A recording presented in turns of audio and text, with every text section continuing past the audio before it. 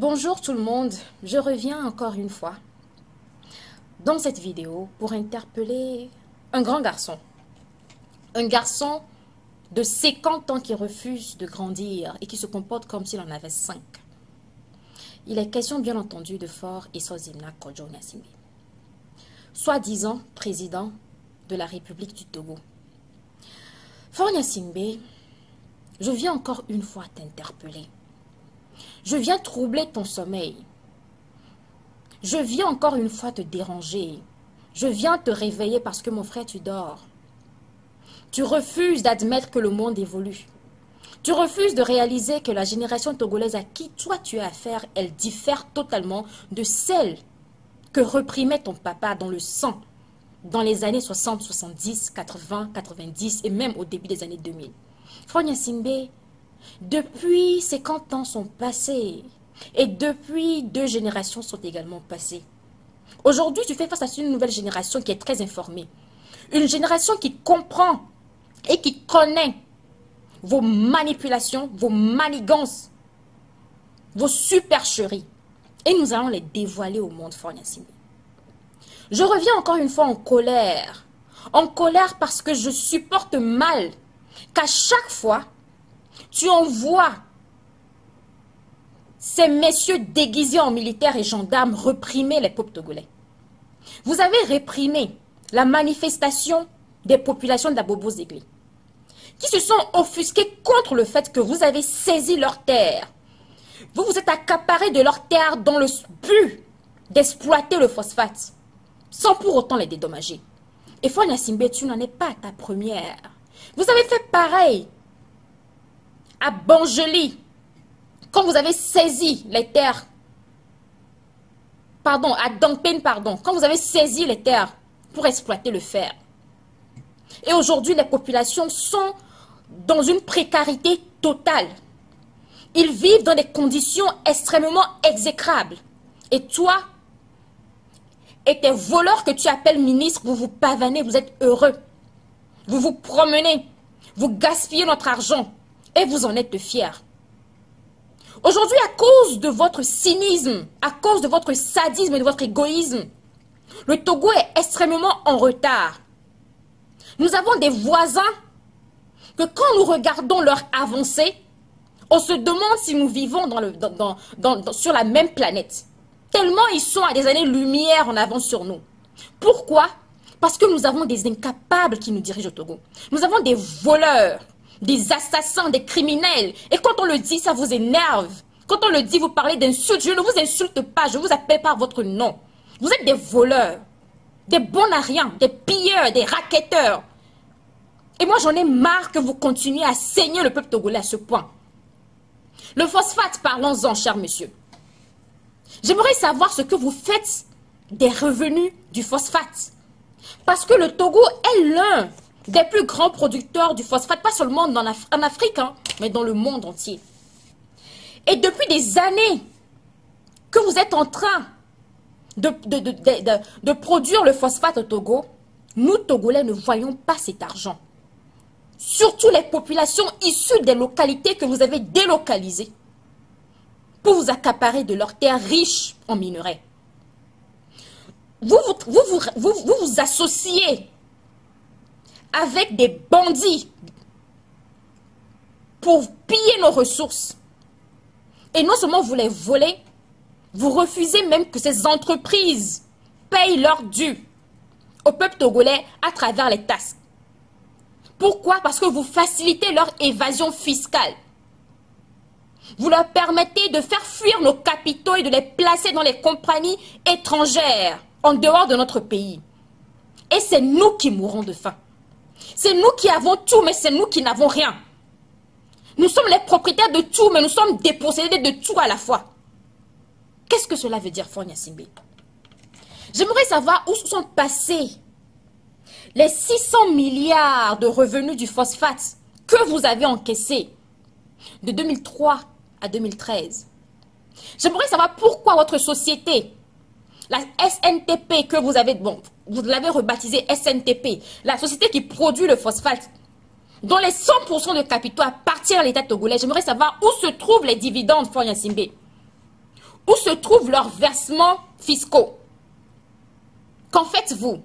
Comment se fait-il qu'il n'y ait pas de données à ce jour, depuis la création de la SNTP, qu'il n'y ait pas de données officielles fournies par cette société, malgré que les lois togolaises exigent que cela se fasse, afin que l'on puisse garantir la transparence dans l'exploitation de nos minerais?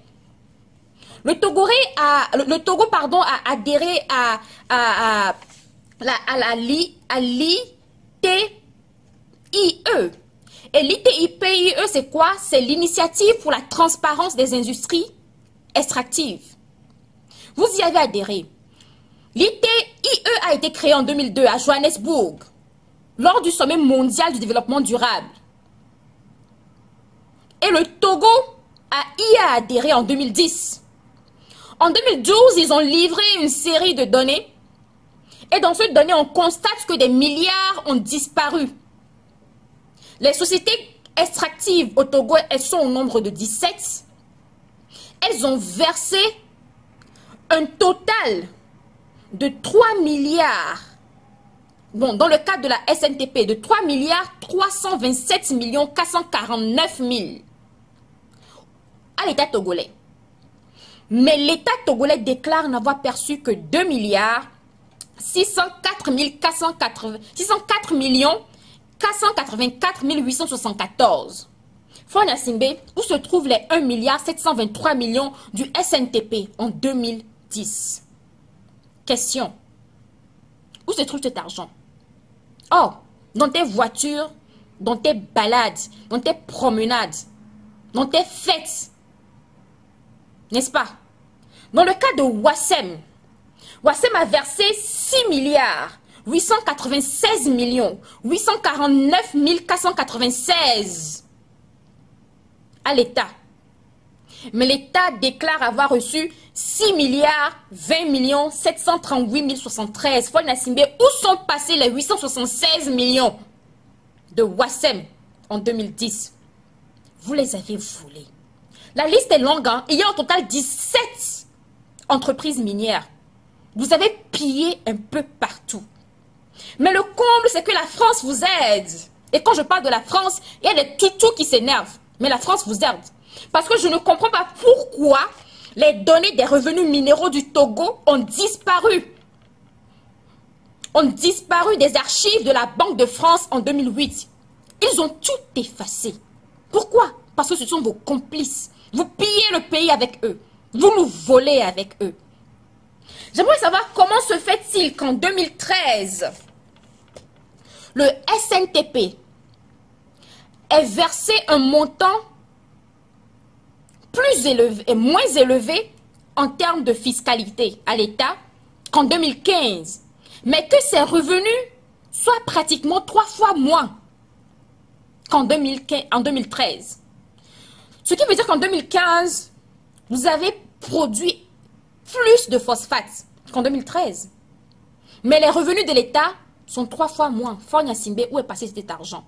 Moi, Togolaise, qui suis ton employeur, qui paye ton salaire, je demande où se trouve cet argent. Parce que c'est mon droit. Que faites-vous de notre argent, Fonya Simbe? Et aujourd'hui, pour élargir votre production, vous êtes déjà à 1 million de tonnes par an. Pour élargir votre production, vous chassez les pauvres paysans et vous refusez de les dédommager. Combien ça va coûter pour dédommager quelques centaines de gens? Combien ça va vous coûter, Fonya Simbe? Vous construisez des palais, hein? Vous avez de quoi emprunter pour construire des hôtels. Mais vous ne pouvez pas construire de simples logements sociaux pour des paysans qui en ont le droit, dont vous vous accaparez des terres pour piller des milliards. Mais votre cynisme, là, vous l'avez eu où? Attends, quand Dieu créait le diable, vous a-t-il créé ensemble avec lui? Vous a-t-il injecté le même sang, le même sang de la méchanceté, de la cruauté? Vous êtes cruel. Vous êtes cruel, vous êtes sans cœur. Vous ne pensez pas à ce peu. Voilà pourquoi on exige que vous partiez. Les dictatures, nous en avons partout en Afrique. Hein. Mais il y a des dictateurs qui réfléchissent au moins. Prenez le cas de l'Angola. Regardez Dos Santos. Prenez le cas de la Guinée équatoriale. Regardez Teodoro Obiang. Eux aussi sont des dictateurs. Ils sont là depuis 40 ans. Ils ne veulent pas partir. Hein. Mais leur niveau de vie est de loin plus élevé que le nôtre.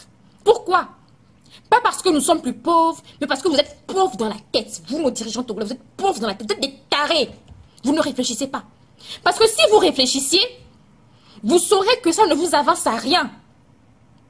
À dominer un peuple et à le maintenir dans la misère. Vous l'aurez compris depuis fort longtemps. Vous sauriez que ça ne sert à rien d'être des suppôts de l'Occident. Vous l'aurez compris depuis fort longtemps.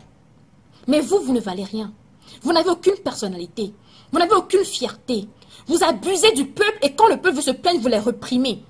Vous avez réprimé les gens à Mango tout simplement parce que vous vous accaparez de leur terre pour construire un soi-disant parc. Pour plaire à la communauté internationale. Et aujourd'hui, Mango est totalement militarisé. Mais je envoie mon salut, mon soutien au peuple de Mango. Je suis fier de vous. Pourquoi? Parce que quand Faure Gnassingbé a envoyé ses abrutis de militaires pour les réprimer, et qu'ils gardent cette ville 7 sur 7, 24 sur 24, les jeunes de Mango se sont organisés et ont même interdit aux bonnes femmes revendeuses de leur servir à manger. Les femmes ne vendent pas de la nourriture aux militaires à Mango. Pourquoi? C'est leur façon de résister. C'est leur façon de résister, de montrer qu'ils ne vont pas se laisser faire. Et bientôt, tout le Togo entier ne se laissera pas faire. À Dankpen, à Bassar, vous estradez des dizaines de millions de tonnes de phosphate avec les Indiens. Mais les populations n'ont même pas d'eau potable. Vous avez complètement pourri leur nappe. Aujourd'hui, il leur faut parcourir des kilomètres à pied pour trouver de l'eau. Et quelle eau d'ailleurs? Une eau insalubre qui leur donne des maladies parasitaires. Et vous n'avez même pas un seul dispensaire dans la localité. Votre cerveau, vous l'avez vendu à qui, Faure Gnassingbé? Tu as été ministre. Vous pillez ce pays à longueur de journée. Et on en a marre. Je veux voir un Togo puissant, un Togo libre et indépendant. Indépendant dans tous les sens du terme. Mais ça n'arrivera pas avec vous.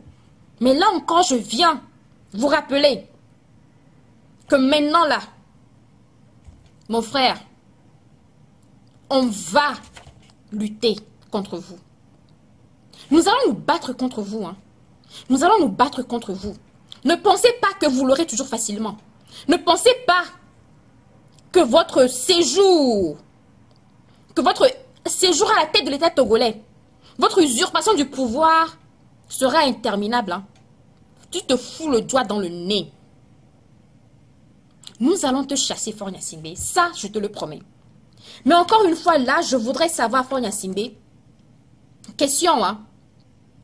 Quand tu pilles notre argent pour t'offrir des petits déjeuners à 1 500 000 à la présidence, quand tu pilles notre argent pour t'offrir des voitures à 2 milliards de francs, quand tu pilles notre argent pour t'offrir des voyages, des séjours dans des hôtels à 30 000 $ la nuit, quand tu pilles notre argent pour te pavaner de Rio en Italie en passant par Singapour, qu'est-ce que tu gagnes? Cela te rend-il plus heureux? Je ne pense pas, hein. Je ne pense pas. Qu'est-ce que tu gagnes? Tu ne gagnes que notre haine. Et oui, Faure Gnassingbé, I hate you. I hate your guts. I can't stand you.